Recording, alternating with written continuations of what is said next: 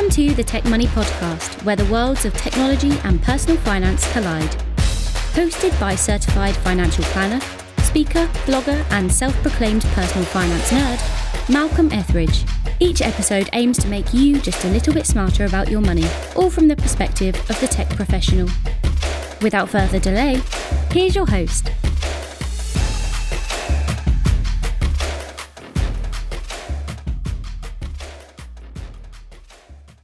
Hey there, listeners. Malcolm here.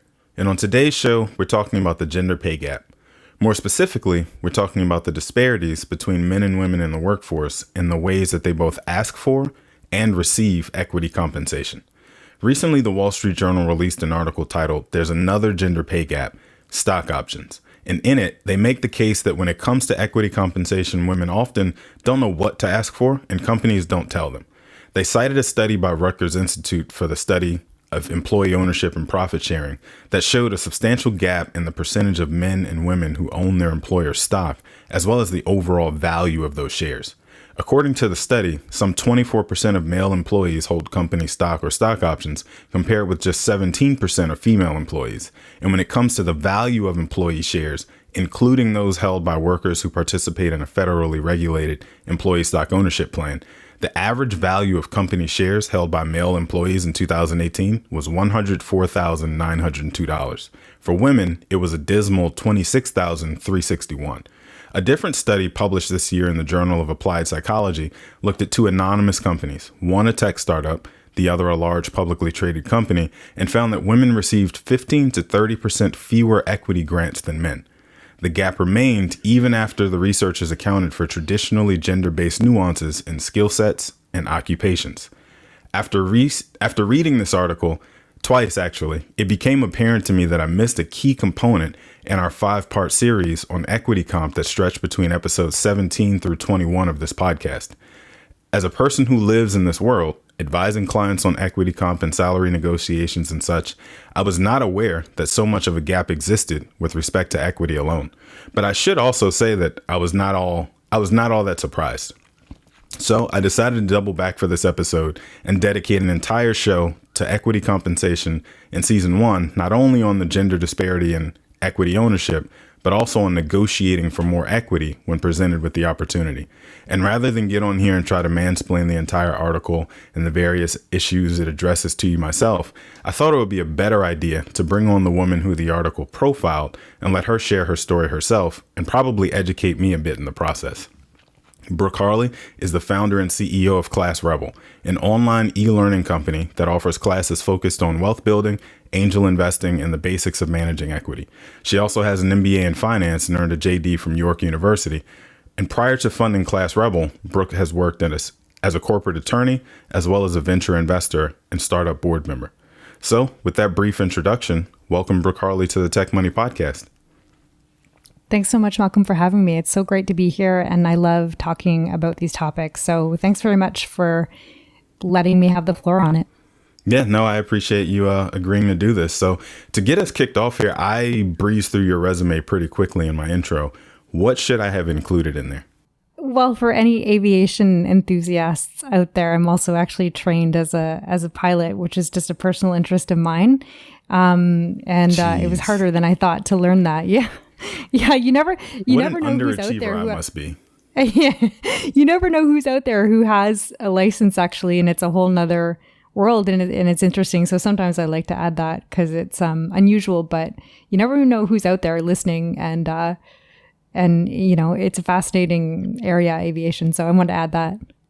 I used to want to be a pilot, and then the more I fly, and I've also somewhat recently flown on smaller planes, and like it occurred to me like this is not for me. Like I don't need to be able to see out of the windshield of this vessel because my nerves So I could quickly cross that one off my my list, but I certainly have a respect for folks that do it. It's definitely not for everybody, but it's a fascinating viewpoint of the world, and it's an interesting skill set that's, I think, maybe harder than most people realize, but yeah. Yeah.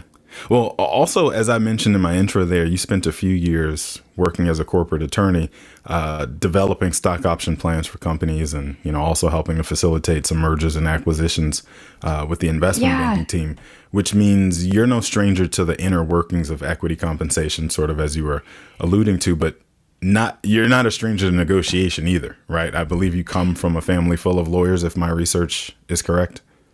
Oh, wow. That's true. My dad's a lawyer. My twin brother is a lawyer. And, I law runs in my family. And I knew where it would go. And that was part of my decision to leave my love affair with the law and get my MBA and get out there into the corporate world and eventually founding things. And there's a lot of serendipity that comes with using the skill sets that I developed in law and applying them out there in the world to create things.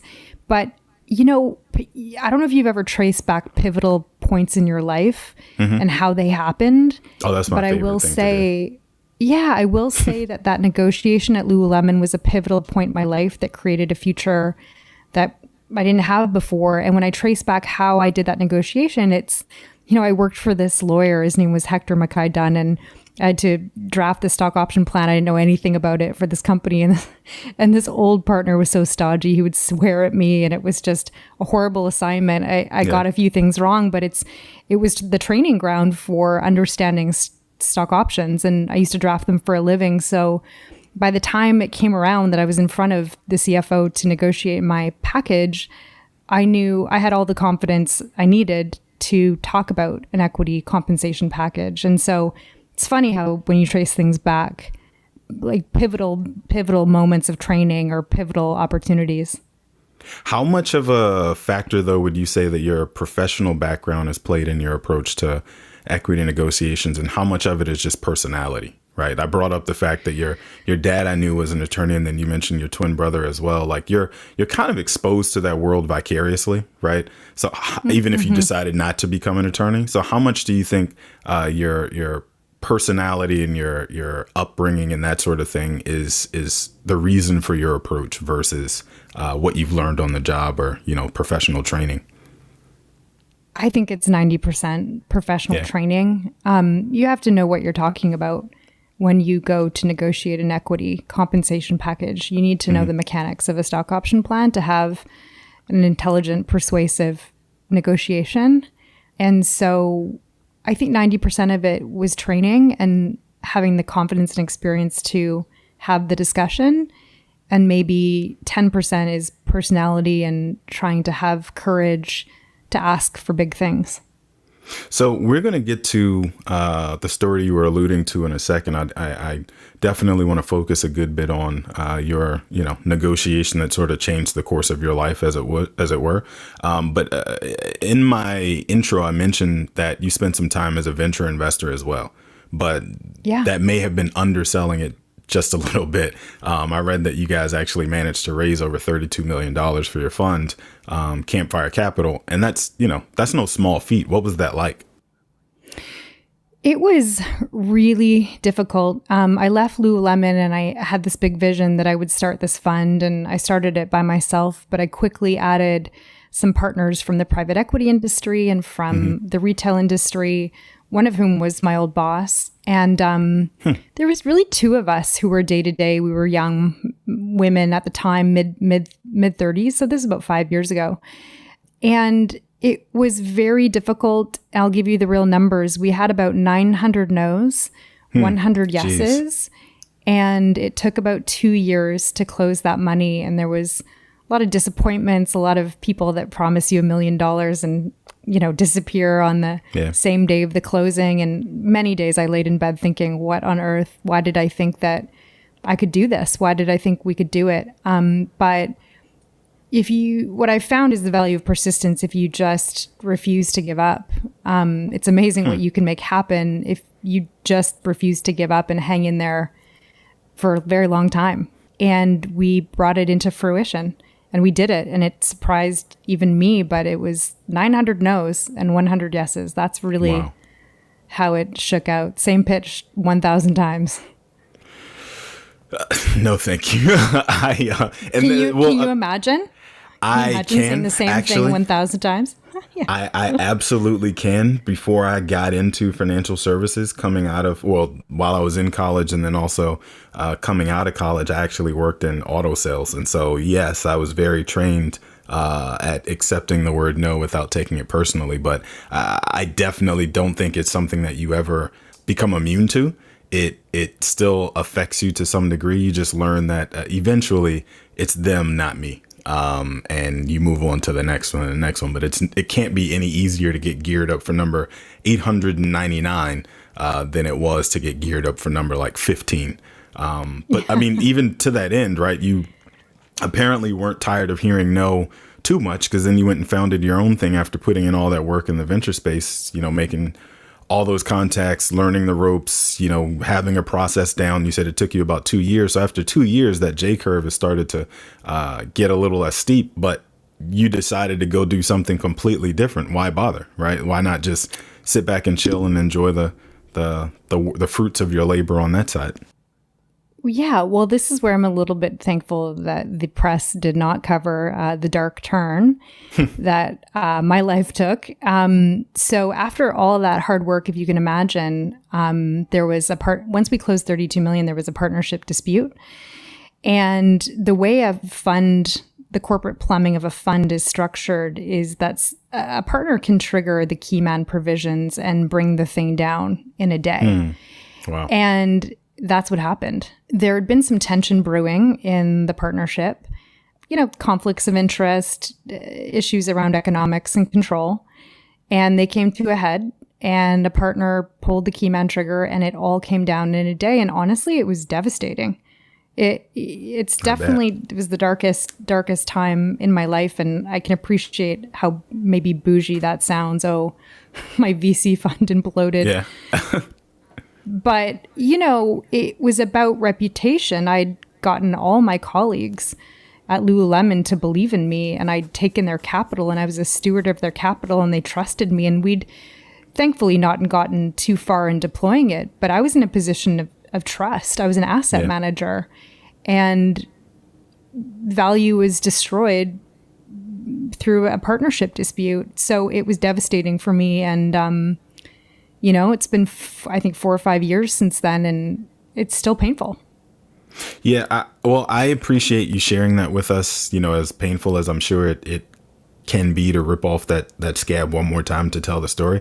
And the reason I say that is because, it's twofold. One, a lot of times folks who are successful like to tell their story as if it's just a series of win after win after win after win. And anybody who's ever lived life beyond like age 21 or 22 knows that like life is full of all these peaks and valleys and peaks and valleys and peaks and valleys. And it's never peak to peak to peak to peak. And so I just appreciate you being willing to share that, right, for that reason. But then also, those of us who don't work in the tech space, and then also those who do work in the tech space specifically, are constantly chasing the headlines of this fund is raising, $50 million. This fund just raised another $100 million. This fund is raising X, Y, and Z, and look how great they are, look how smart they are, and what have you. And it's one headline after another. And so people often get caught up in that and don't necessarily recognize that the part that doesn't get reported later is the dissolution that happened because there was a dispute among partners, or the investigation that brought down the fund because there was some misdoing happening, those kind of things. So I do appreciate you just sharing that from that perspective to kind of insert some reality into the excitement and the hysteria. Yeah, I think once you leave the world of employment and you're out there building things that become successful and attract value and money, I do believe you've entered the Wild West. Yeah. And it is more difficult to navigate. And certainly I look back and know that I made mistakes that were based on a lack of experience and that I won't repeat in new ventures. Yeah. But it did feel in my life like it was win to win to win to win until that happened. And, I think if you're out there really shooting for the stars, you're going to have some setbacks, and that was one. Yeah. Well, if I understand correctly, though, sort of moving the story forward just a little bit, one of the main reasons that you built Class Rebel was that you noticed that startup founders who attended, elite private U.S. colleges had a distinct advantage when it came to raising money for their venture, right? Can you say a little bit about that? I'm sure you encountered plenty of it while you were raising in that VC space. Yeah, and especially starting to review the companies, I certainly, when we were deploying the capital, I certainly noticed anecdotally, as I started to review a lot of prospective investments, I started to, of course, look at the backgrounds of the founders. And again, I noticed it was Harvard, Wharton, and Stanford. This was the most common educational background. And I didn't read any data yet on it. I just noticed it. And so there was a lot of early stage money primed and ready to back these founders with these particular educational profiles. Eventually, I did find the PitchBook data that actually comes out every year that backed up my perception of what the bias there was. And it's an interesting bias, right? Because I don't think it's a well-kept secret that there's legacy admit programs into these schools. I think Harvard is fairly open about it. And legacy admit is a very kind way of saying your parents bought your spot. They went there. Yeah. They donated over the years to ensure their kid's spot. And so you have folks that come from wealth and connection, and they're primed to go to these schools, and then they're primed to get money. And I just think that people who come from more common backgrounds might understand more mass problems and have more in common with the average person and can and solve the average person's problems. That's what I got curious about, and I recognize the bias in who was able to raise capital, who capital even gets risked on, who was risking their capital. And so in the ashes of my fund, I created a course called Fundraising 101, and then eventually Angels 101, with the goal to provide education that would imbue people with confidence to push against the biases that are out there. So if you're confident you know how a venture deal works, perhaps then you'll go and pursue the money and not give up. But if you don't know how a venture capital deal works, then it's easy to give up because you tell yourself a story that you don't understand how it works. Do you know what I mean about education imbuing people with the ability to and endurance to push against bias? I don't think education solves inherent bias, but imbues people with confidence to push against it. Yeah, that's essentially the overall thesis of why we created this podcast. So, I mean, the goal is to close the information gap, as we refer to it, right? So I personally, as a financial planner, live by the mantra that if people knew better, they would do better. I know that doesn't apply to literally everybody across the board, but I choose to be an optimist and believe that the more people who have access to quality financial advice, the more people there are out there making good decisions about their money and not listening to TikTok superstars and things like that. So I completely agree with your point about, once you are empowered with the information and you have a little bit more of an understanding of how to do things, you just move differently. You don't shy away from opportunities as they come, because you actually know what to do with them when they're presented to you. So I take your point. Well, you actually recognize an opportunity for what it is, right? That too, I think I only thought about the equity compensation going into Lululemon because I'd spent years drafting stock option plans. So I knew it was there. I think a lot of really talented people entered that company not even asking for equity compensation. They wouldn't even have thought of it. It sounds like, though, if I could go back to Class Rebel for one more second, it sounds like you guys' focus is on like bringing down the barriers to entry that exist for folks like myself who attended a state school and may not have access to that same network of alumni who, all went off to found PayPal, say, after attending Stanford together, for example, right? Or maybe they didn't even attend college at all, but, they'd like the opportunity to level up their skill set and knowledge base like we're talking about. Do I have that right? You guys are sort of building up the underdog in a sense? Yes, the mission of Class Rebel is that we can make education a public good, modern skill sets affordable to all and available to all. That's our mission. And we're starting off with 2 streams. Courses under Side Hustle. So Fundraising 101 is under there. Building Your Million Person Movement is under there. Under wealth, we've started off with Angels 101, but we'll have courses on cryptocurrency. We'll have courses on value investing, and so on. And so we've really started with the streams Side Hustle and Wealth.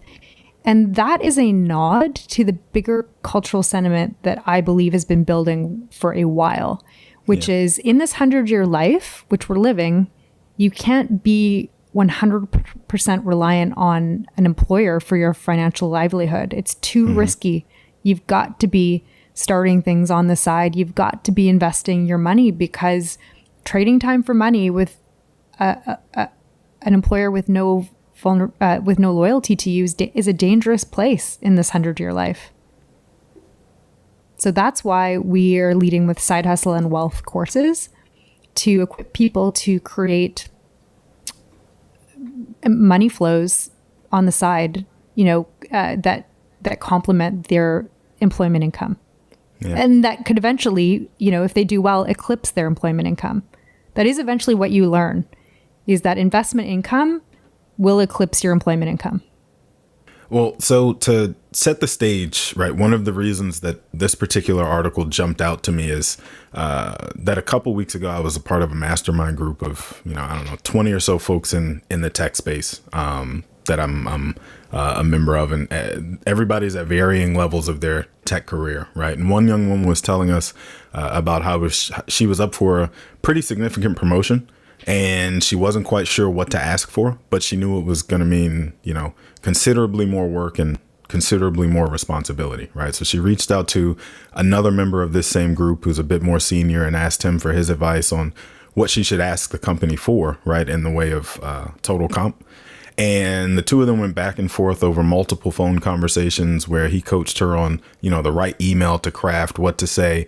And he convinced her basically that she needed to ask for double what she was initially thinking to ask for, sort of to one of the points that you were making. And she was super nervous, couldn't believe he was pushing her so far in the realm of what she thought had to be like borderline reckless, right? But she listened to him anyway, took a deep breath and fired off the email to her, with her demands. And the short of it is the company came back and said yes to all of her requests with literally zero pushback. So she was blown away, right? Then fast forward a couple more days, I'm doing my weekend reading and I come across this article in the journal about how much women who get paid in equity comp receive in comparison to their male counterparts.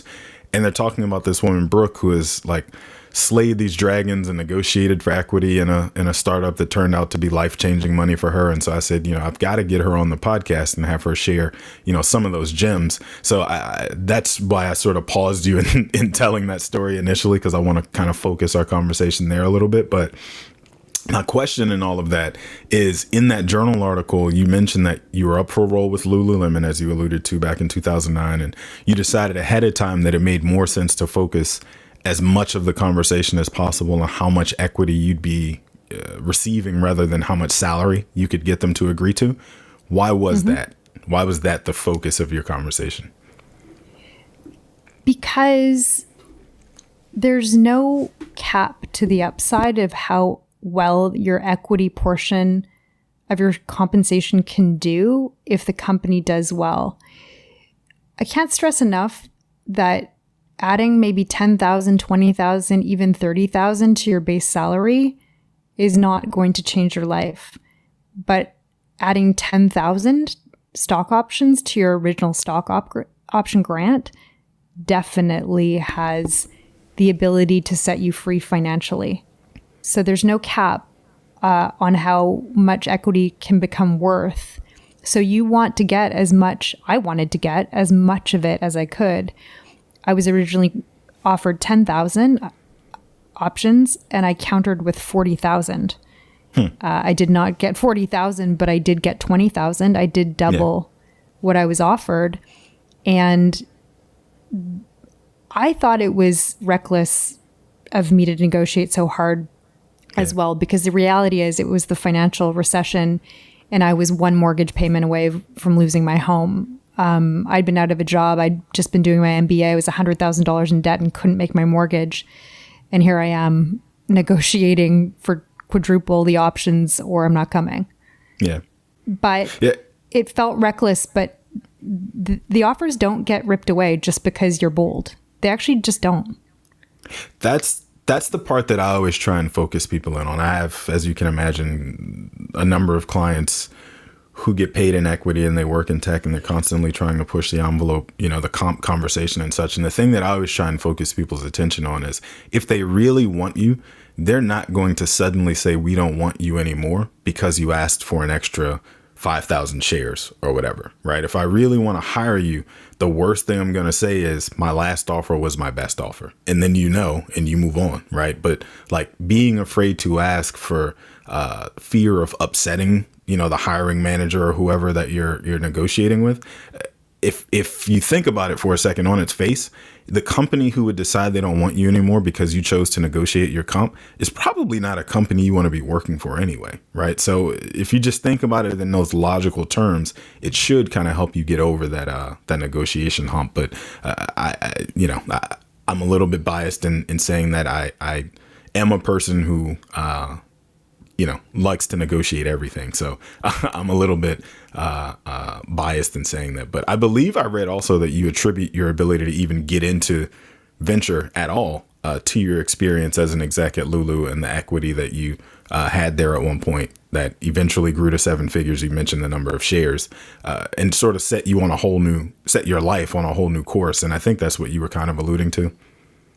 Well, yeah, because then with that windfall, I then went hunting around for startup investments on my own. And this was about 2012, 2013. And I got into a company called Native Shoes, which was bankrupt back then, but now is the number one selling kid shoe on Zappos. You can't move here in New York in the summertime from Tribeca to Harlem without hitting a little kid wearing Native shoes. And so I had some credibility as an angel investor in a brand that people knew by the time I went to raise the fund. So I'd had a bit of a track record investing. So one thing led to another there, right? The windfall that I got from Lululemon, I reinvested it right away in different things, real estate, startup retail. And when I look back, a 30-minute negotiation truly can change your life.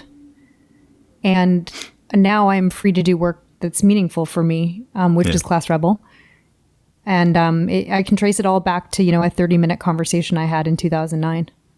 I think one of the things, though, that doesn't necessarily stand out in the conversation we're having, you mentioned the fact that like you were hundreds of thousands or $100,000 in debt behind grad school, right? You had an issue with your mortgage, you're behind on paying your mortgage, that sort of thing.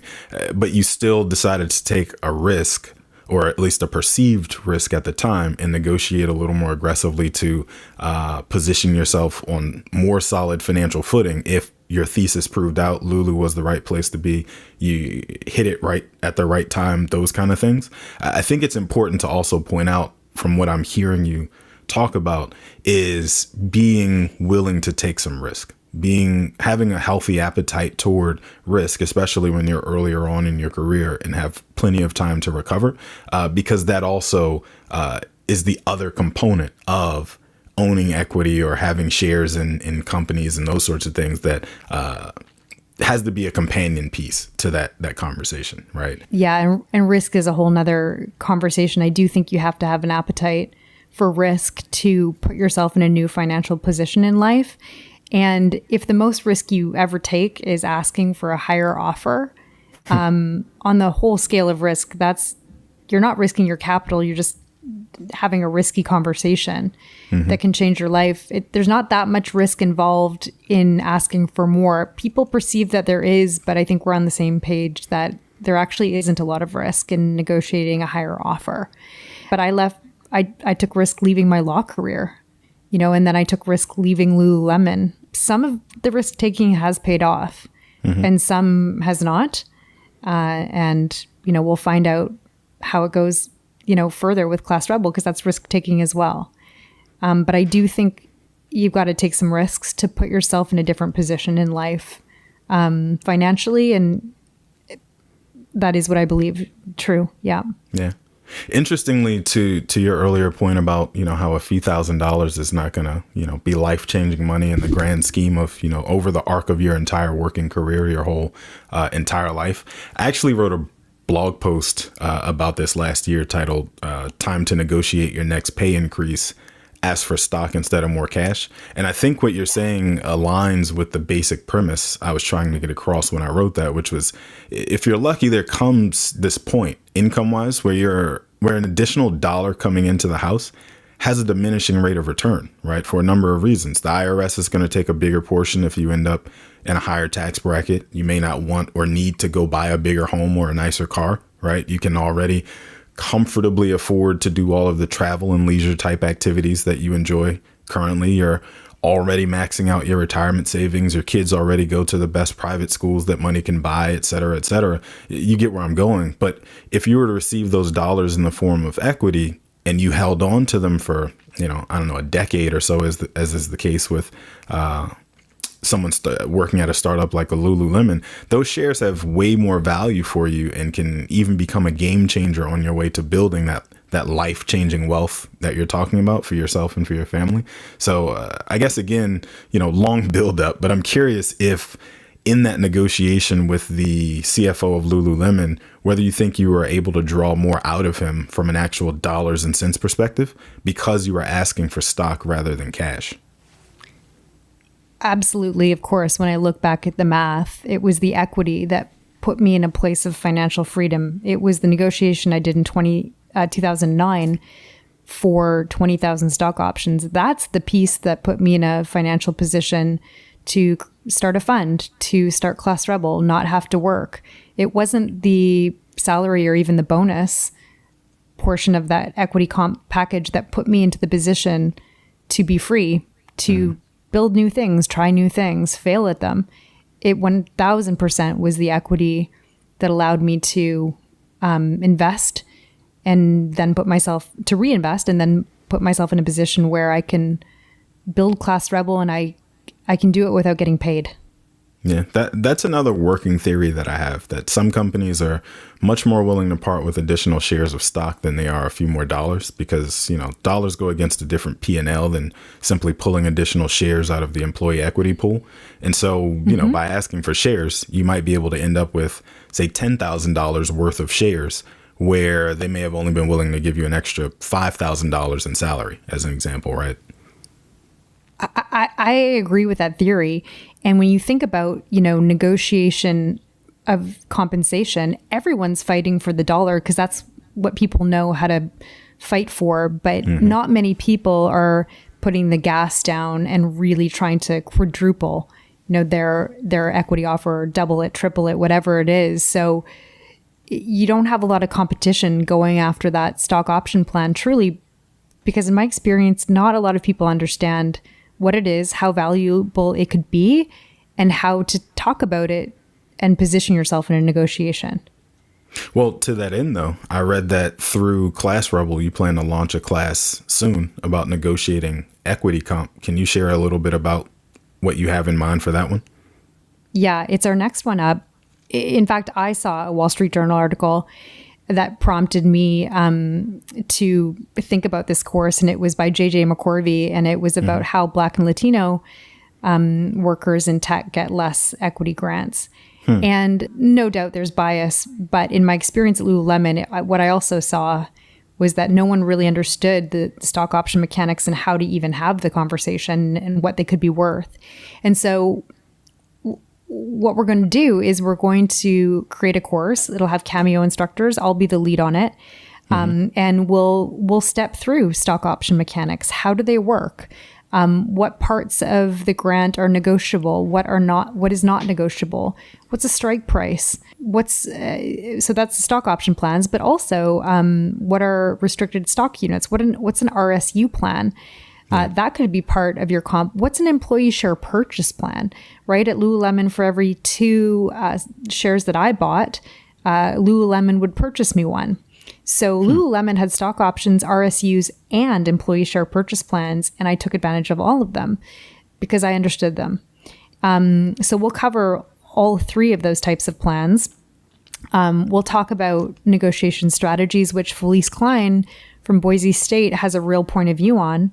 We'll do some mock negotiations, and we'll have some cameo instructors that were in that Wall Street Journal article. Felice Klein from Boise State, Professor Wadness Castelli, who was a Spotify employee. We'll have some Google employees, which are a big Class Rebel customer, actually.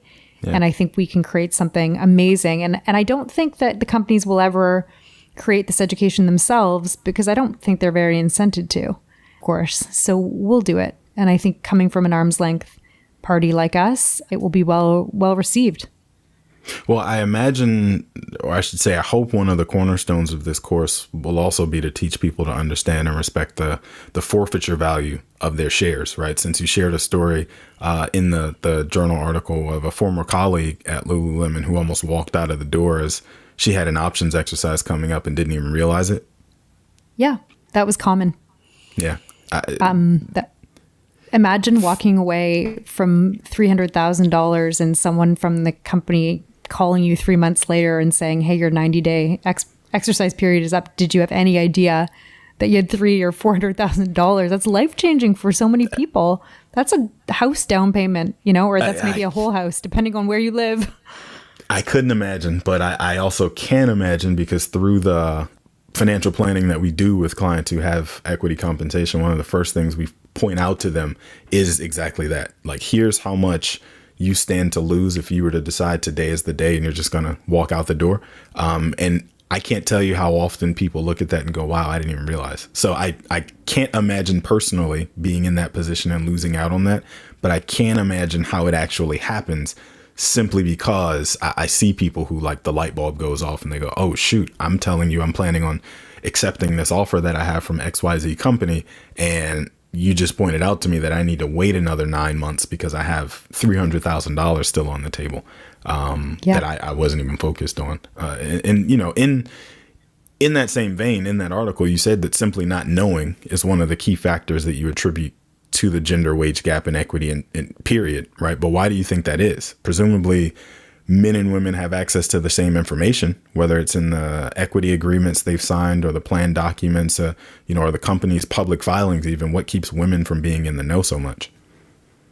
Well, I actually think that lack of knowledge runs equally amongst the genders. That's what I've experienced.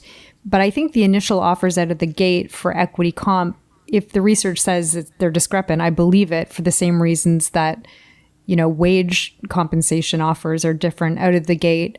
I think there's an inherent bias on compensation generally between men and women. I also think, and I said this to JJ at the Wall Street Journal. It didn't get printed though, so I'm going to say it again. I think women are socialized to be agreeable, and it's not very agreeable to scrap about money. It's not a good look for us. So that's part, I think, why women don't negotiate as much, is because we're socialized to be agreeable, and pushing back about money is not that agreeable looking. That's part of it. I also think there is a risk appetite that could be different generally between men and women, and it feels riskier to push back for more compensation because it's not very agreeable. I think that gender socialization is playing a part of it in terms of negotiation. But if you told me the initial offers were discrepant between men and women, I would believe that. Sure. We've certainly seen it in regular wage compensation. Yeah, I appreciate you catching that and running with it as fluidly as you did. I was sort of playing devil's advocate there. And one of the things that I was thinking about was the fact that, like, if I am the hiring manager and I have to look at the budget of all of the hires that I am tasked with making, and I have, X amount of dollars that I can spread across these 5 roles I have to hire.